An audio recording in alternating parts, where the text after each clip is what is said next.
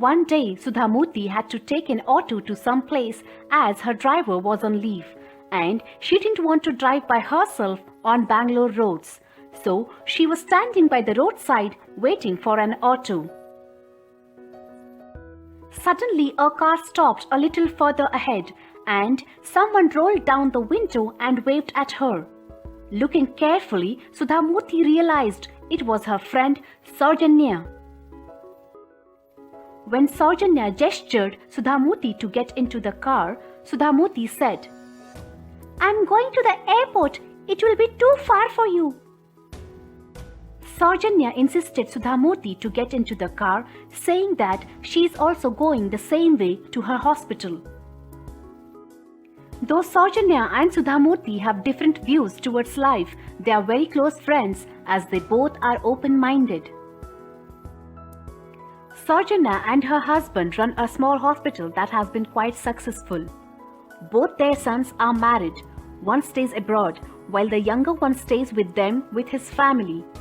They have a big house, and Saujanya is well settled with few worries. Or at least that's what Sudha Murty thought. When Sudha Murty got into the car, Saujanya looked upset and angry. Sudha Murty asked her, "What's the matter? You seem unhappy." Saujanya frowned and said,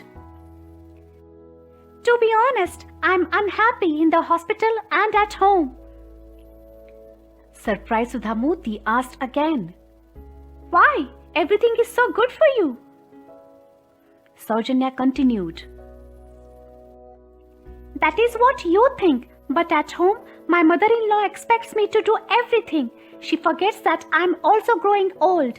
My daughter-in-law wants me to look after the grandchildren and manage the home while she goes out to work. No one understands that as we grow older, we lose the patience to manage everything like we did in our younger days. I'm caught between two generations." Sudha Murty tried to calm down Saujanya and said, "It's okay. We all go through this dilemma at this age." But Saujanya continued and said, "Besides that, my relatives keep bothering me. They come to the hospital for treatment and don't pay us a paisa. Neither they have a word of thanks for us. If I complain about this to my husband, he gets upset." Sudha Murty tried to change the topic and asked, "How is your practice?" Saujanya wasn't happy with that too. She said, "Don't ask me. There is so much competition in Bangalore. It is very difficult to have a private practice. Patients ask thousands of questions and they think we can perform miracles with the latest medicines and surgery. And if they don't respond to treatment, they start complaining that we are exploiting them." Saujanya was in full flow of complaints. Sudha Murty interrupted, "How is Milind?" Milind is Saujanya's son, who is a software engineer in the US.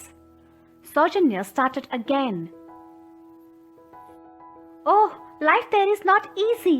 He's always under the threat of unemployment.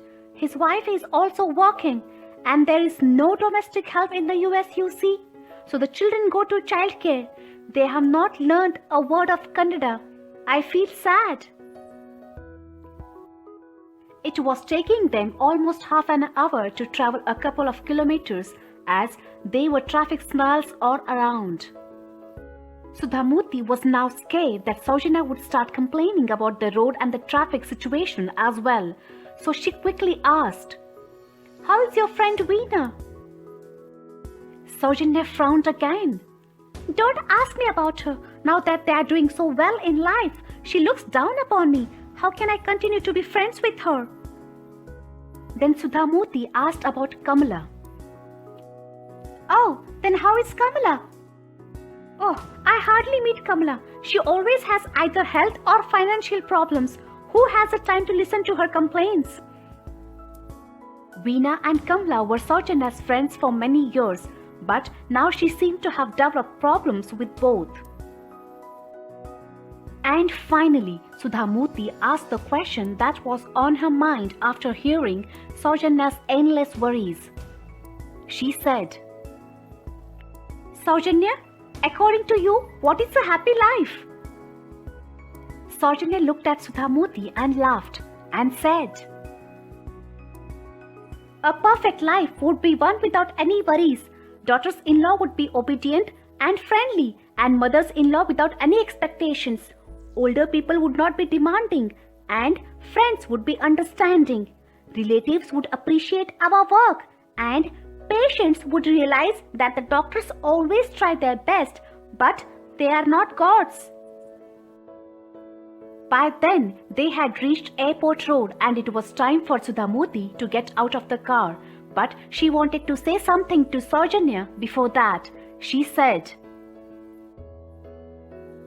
Saujanya, you are dreaming of utopia. Your dream is an impossible one. If we want to be happy, we have to change our attitude and not the world's. The world is full of difficulties and unfulfilled desires, just as the earth is full of dust and mud. If you want to keep your feet clean in this muddy world, there are only two solutions. Either cover the entire earth or wear a pair of sandals. Saujanya interrupted. What a great thought! Who told you this? By that time, Sudha Murty was out of the car and closing the door behind her. She said, the great Guru, Gautama the Buddha.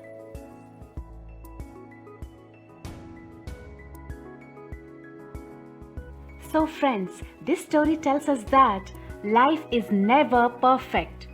We come across many different people with different expectations from us. We can't satisfy everyone, neither we can change them all. So we should do as much possible and ignore the rest.